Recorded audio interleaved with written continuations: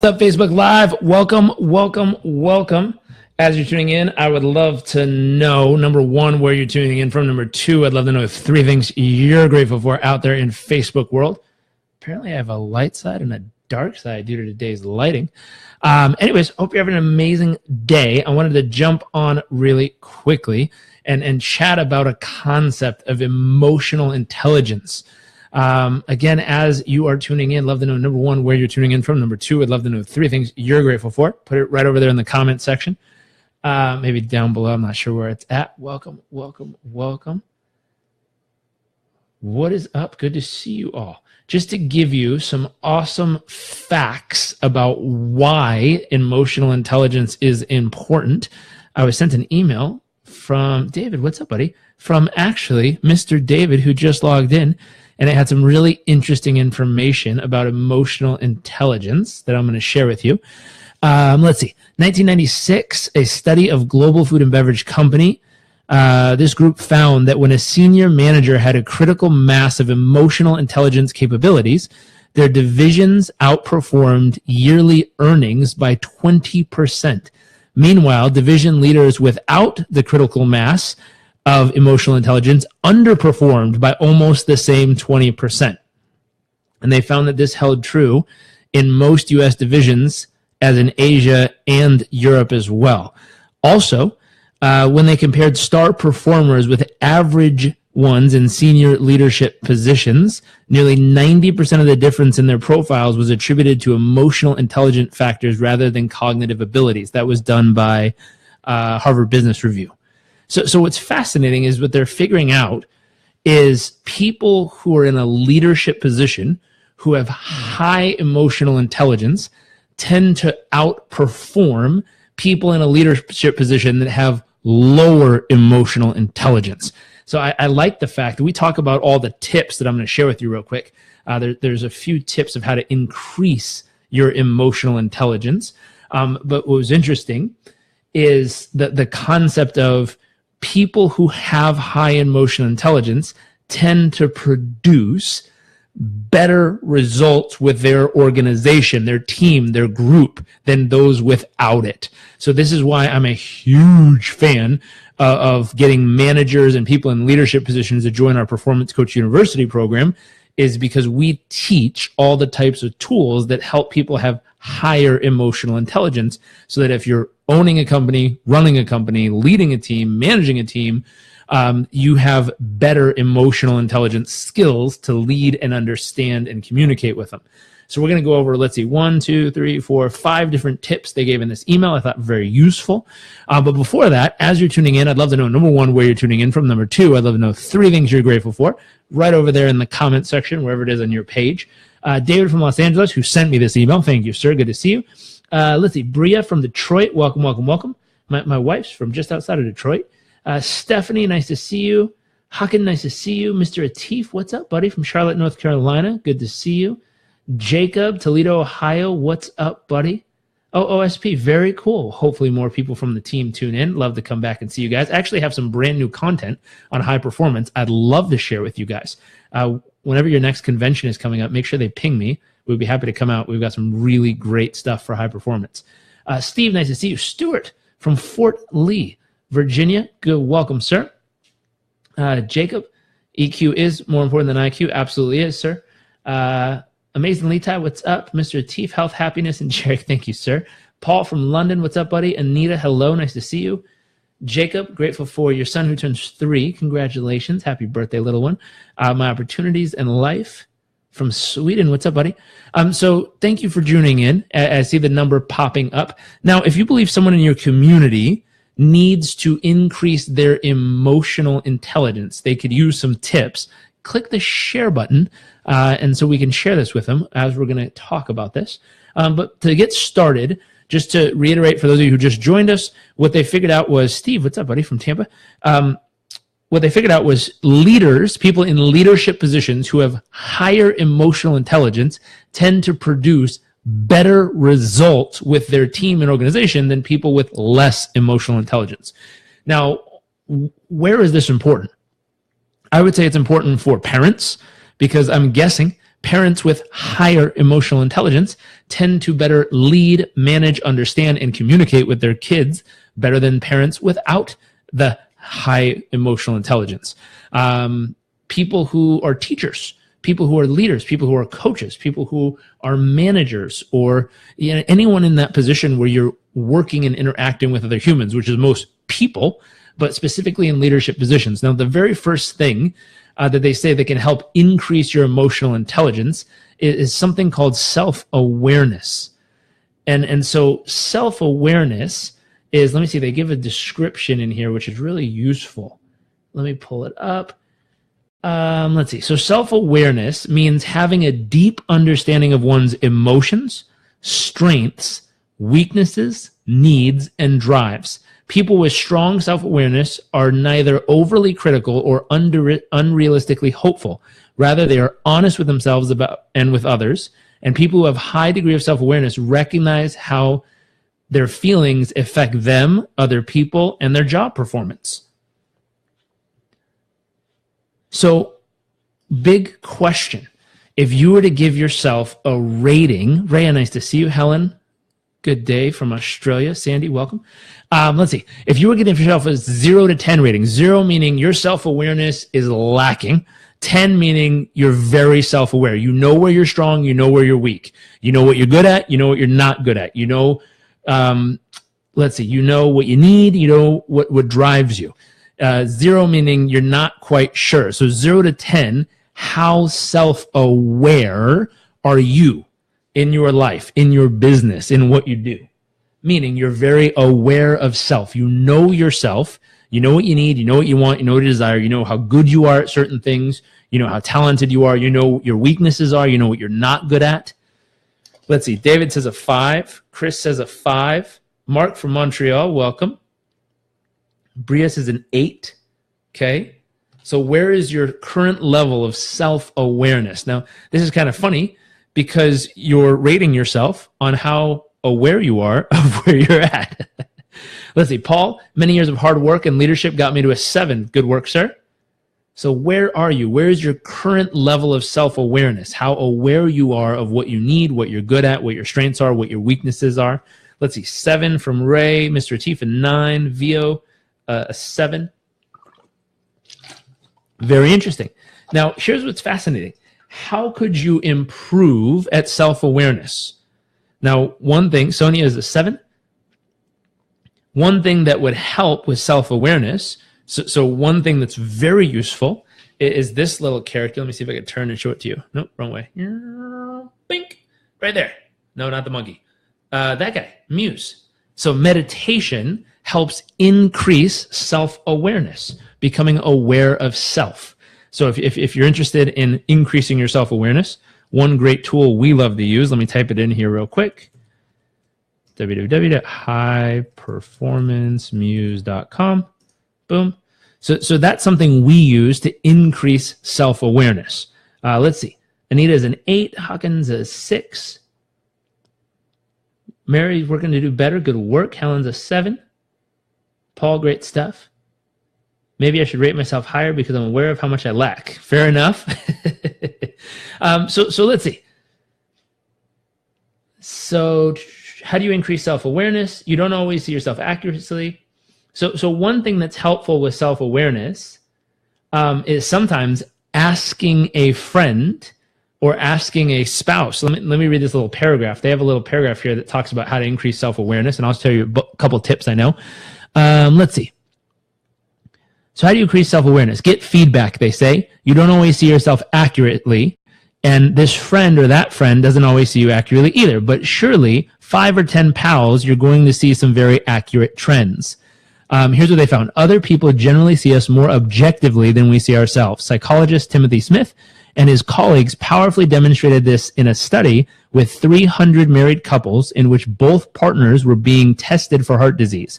They asked each participant to rate both their own and their partner's level of anger, hostility, and argumentiveness, altogether predictors of illness. And they found that people's self-ratings were infinitely less accurate than those of their spouses. Another study asked more than 150 Navy officers and their subordinates to rate the officer's leadership style and found that only the subordinates could actually assess their boss's performance and promotability. So what's fascinating, they say if you want to get better at your self-awareness, then have other people give you a rating on how they see you showing up objectively in the world. So what's fascinating is they will give you a better understanding of how you actually perform based on an objective outside opinion. Now, something we use, I don't have it down here for some reason. I don't see it. So something we use is called Spire. This is another great thing for self-awareness. What it is it's a little stone that clips either on your bra strap or on your belt strap, and it tracks your breath patterns all day. And it tells you when you're calm, when you're focused, when you're tense. And so what happens is you become more aware of your state of being, because you could feel fine. Someone says, how you doing? You're like, I'm fine. Someone says, are you stressed? Not at all. Totally okay. But what's wild is it can buzz you, and you can look down and go, oh my gosh, I've been tense for 5 minutes. I wasn't aware of that I was feeling this way. And all of a sudden, the self-awareness allows you to identify, well, what's causing the stress? What's causing the tension? And you become aware of what causes you to emotionally sway from different states. Again, a little breath tracker identifies when you're calm, when you're tense, when you're focused, and can help you adjust your state. Now, it's interesting. If you become more aware of how you're feeling in the moment, you'll also become more sensitive and aware to how others are feeling in the moment, because you'll feel what it feels like. You'll see the patterns in yourself, and then you'll be able to identify those patterns around you. Now, ladies tend to be very good at this. Men, not so much. What I mean is if you ask a lady how she's feeling, she has many ways of describing tense or settled or relaxed. Men, not so much. Most guys, if you ask them how they feel, will say good. Always? Yeah, pretty good. Stressed out? No, not really. And you check their little Spire, and they've been tense for 5 hours, and they don't know how to identify that. They don't know how to verbalize it as well. So this is especially good. If you have a middle-aged man in your life, father, husband, spouse, partner, someone who's in that stage of life where heart attacks become a big deal, definitely buy them a Spire as a gift, because it'll help them become aware of times when they're tense and help to teach them how to breathe through it and calm themselves back down. Now, ladies also are better at self-soothing because bodily function-wise, your body's not able to give breast milk when you're overly tense or stressed. Therefore, when a woman's body is overly tense, she's good at self-soothing to get down to a point where now she can give breast milk again. Men do not have this ability. Most of us have to go stare at a freaking wall for an hour to feel better. And so, again, if you can give them tools of not only identifying in their tense, but then learning how to breathe back to calm and self-soothe themselves, it's a very powerful and useful tactical gift you can give someone in that moment. So number one is self-awareness. Number two is self-regulation. Now, this is an interesting thing. If you want to increase emotional intelligence, they say the second part is self-regulation. And here's a little paragraph they have from Harvard Business Review. Let's see. Biological impulse drives our emotions. We cannot do away with them, but we can do much to manage them. Self-regulation is like an ongoing inner conversation, is the component of emotional intelligence that frees us from being a prisoner of our feelings. People engaged in such conversation feel bad moods and our emotional impulses just as everyone else does, but they find a way to control them and even channel them in useful ways. So a couple things that can help. Let's see, people who can self-regulate can make better decisions and more resilient and act with more integrity, meaning they can stay consistent with what they say they're going to do because they can regulate the urges and distractions that might pull them off. So real quick, when it comes to self-regulation, 0 to 10, how would you rate yourself? Can you regulate how you feel? Can you regulate your actions? If you say you're going to do something, do you do it? Can you get yourself to follow through 100% when you say you're going to get something done? Or do you struggle with self-regulation, meaning you say you're going to do something and then sometimes you do, sometimes you don't. Just depends on the kind of day. I have some family members who struggle with this, where they say they're going to do something, and then a week later, they're completely going the other direction. And what's wild is obviously self-regulation is the challenge. They're not able to regulate their consistency of action. Let's see. Bria says a 4, and that's generous. Fair. So sounds like you're good at self-assessing. So 4. Where's everyone else at? Let's see. Paul says a 7. So at self-regulation, Stuart, state management. State management's important, but to regulate your state would have a lot to do with this. Let's see. And while you're sharing where you feel you are in self-regulation, so 0 to 10, 10 meaning you own it. Stuart says a 7, 0 meaning 50-50, you're all over the place. Here's a few tips on how to better your self-regulation. So number 1, mindfulness is an excellent science-backed way to self-regulate, and a full explanation. Let's see. Mini meditation, so Muse, Steve says a 5. Muse meditation every day. So you throw on the headband and you practice regulating your focus. The next time you feel your emotions surging, turn your attention towards your breath. Focus on it going in and out. When your mind wanders, return your attention to your breath and give it 10 to 20 seconds at first. Let's see. Neuroscience says even a little bit of calm, those feelings can get your head on straight. Let's see. Meditation. So how meditation can change your brain. As these stressful thoughts were presented, the patients used either 2 different attention stances: mindful awareness of their breath or distraction by doing mental arithmetic. Only mindfulness of their breath both lowered the activity in the amygdala, mainly via a faster recovery, and strengthened the brain's attention networks, while the patients reported less stress reactivity. So what's wild is the fastest way to help better regulate your mind and body is to learn how to practice mindfulness. Now, mindfulness is the benefit you get from meditation. Like if you're trying to grow your muscles, you lift weights, and lifting weights helps you over time build muscle. Meditating over time helps you access more mindfulness, so you become more present and aware.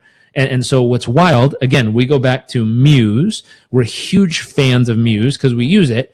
And it's the only tool that I know of that can give you at home the kind of feedback. And let me see if I can pull up a session for you real quick. This is one of my favorites. So if I scroll back, here's a session where it wasn't so good. So this is my brain all over the place. If you see all those marks jumping up and down, up and down, up and down. And then let's see. I'll show you the difference between that and when I'm completely able to control the thoughts and be completely in the zone. And so what's wild is it's a practice, and that gives you biofeedback. So it's a little headband you slap on your head, and it tracks your ability to clear your mind and stay completely focused and present on your breath. And it gives you actual feedback. When you start thinking of thoughts, it gives you lightning bolts and thunderstorms because you got a storm in your mind. And when you're able to clear your mind completely, stay completely focused and present, which is the goal, it gives you little birds chirping to tell you you're doing a good job. So it's a cool device that can help strengthen your self-regulation because you practice the ability to stay focused and present on the task at hand. Let's see. So number 3, hopefully this is useful so far. If you find this useful, please click the share button, invite more people to come and check this out. So 2 things so far increase emotional intelligence. Number 1 is self-awareness. Number 2 is self-regulation. Number 3 is motivation. So this is interesting. Plenty of people are motivated by external factors, such as a big salary or status that comes from having an impressive title or being part of a prestigious company. By contrast, those with leadership potential are motivated by a deeply embedded desire to achieve for the sake of achievement. And so the whole point of this is, if you're looking at someone in a leadership position, someone who has the ability to stay motivated for the sake, to stay locked on the achievement for the sake of the achievement. And so the ability to have internal motivation. External motivation is things you're going to do, something that's going to happen. And I would name it extrinsic versus intrinsic. Intrinsic means you have a deep purpose why, a deep meaning why you're doing this that causes you to continue to go forward again and again and again and again, regardless of the challenge or circumstance, because there's some reason that's deeply important to you and causes you to keep moving forward for that reason. Whether it's because you want to set an example for a child you have, whether it's because you believe your DNA was made to do this, it's because you love the process and you feel like you were born to do this, it's part of your DNA.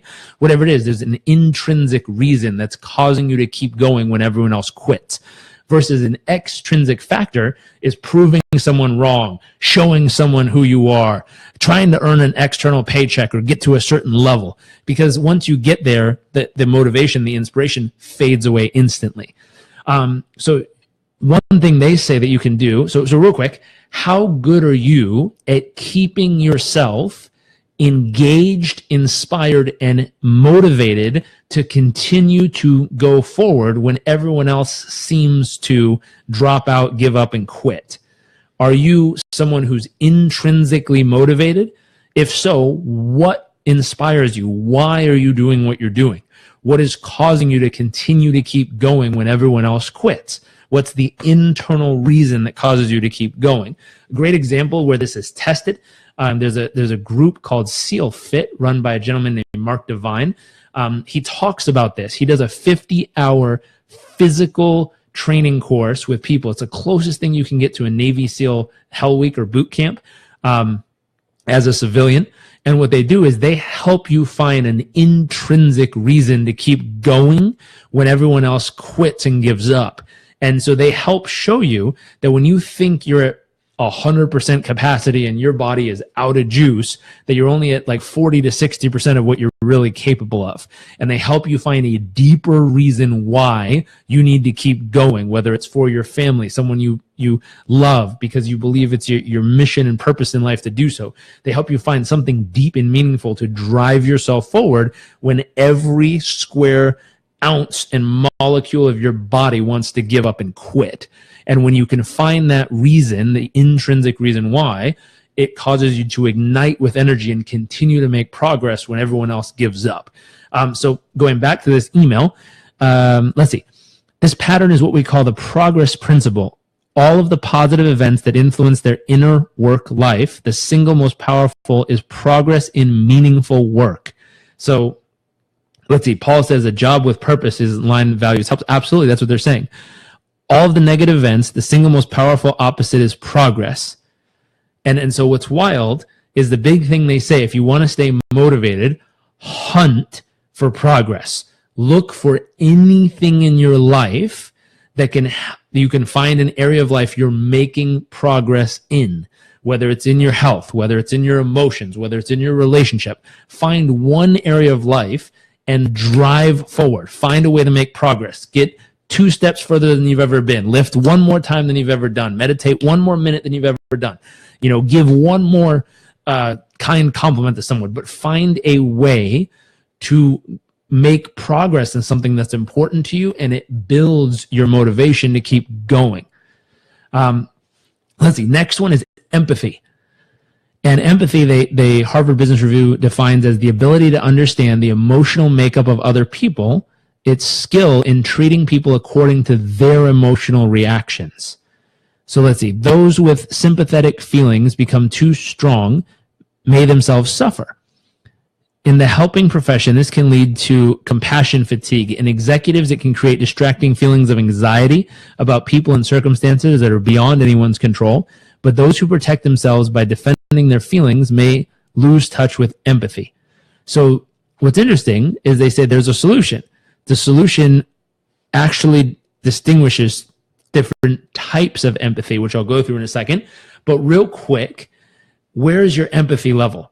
How good, 0 to 10, how do you rate yourself on how well you're able to experience other people's emotions around you so that you can be aware of how they're feeling?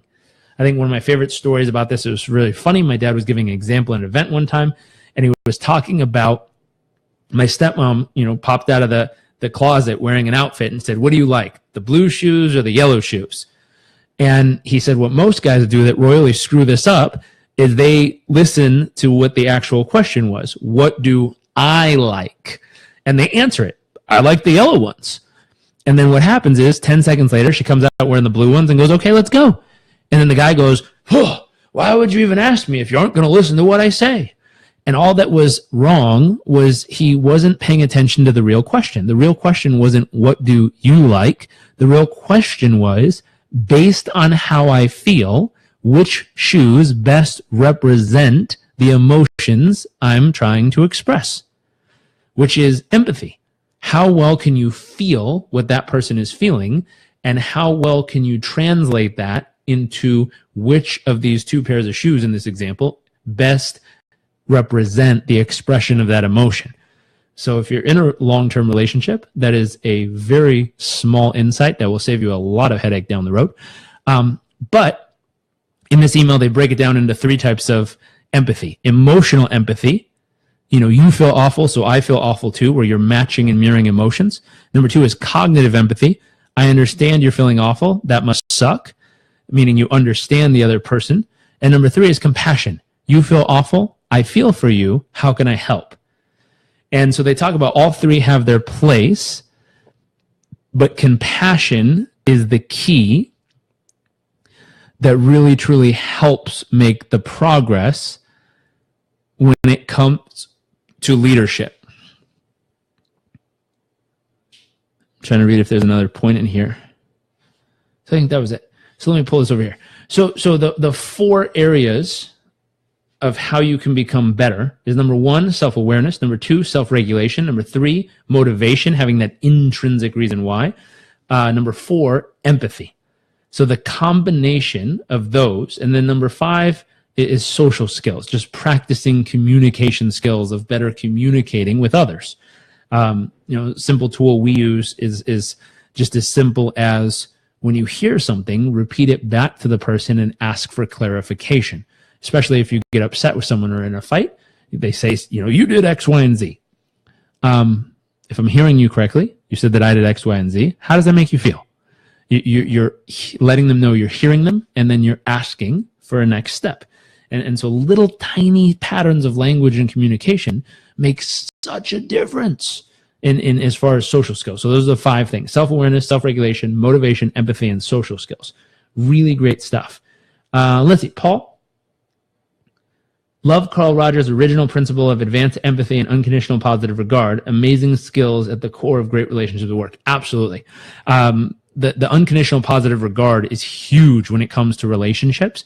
It's setting the belief in place that I believe in every ounce of who I am, that the person I'm in relations with, my customer, my client, my spouse, my significant other, my child, my dad, my mom, whoever, I believe that they're doing good in this relationship. I'm going to believe that to the deepest extent possible, and then I'm going to act on the belief that I believe everything they're doing is for a good reason.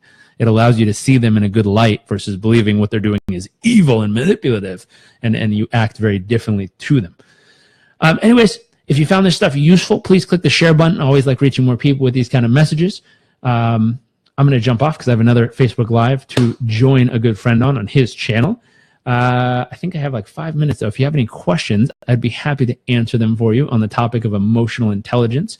Again, I'm a huge fan of this concept. I believe a lot of the stuff we teach in Performance Coach University is the type of information and tools that allow a leader or a boss or someone who's in charge of groups of people to be more effective at emotional intelligence and the way they communicate and lead teams, which, according to this email, they get at least 20, what was it?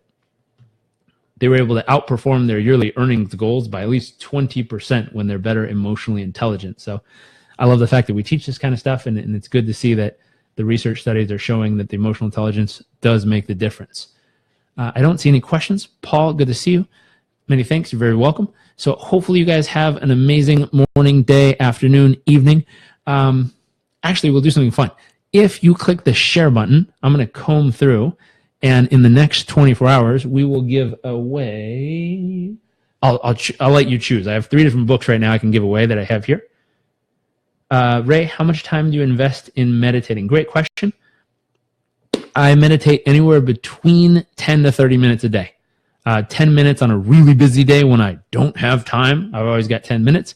30 minutes on days where I have lots of open space in the schedule. Normally fits in on like Sundays and Saturdays. I get more 30 minutes, as well as Fridays and Mondays. And then Tuesday, Wednesday, Thursdays, I tend to get anywhere between 10 and 20 minutes depending on the schedule. Cool. Okay, I'm going to jump to go join another Facebook Live. Hopefully you guys have an amazing morning, day, afternoon, and I will see you all tomorrow.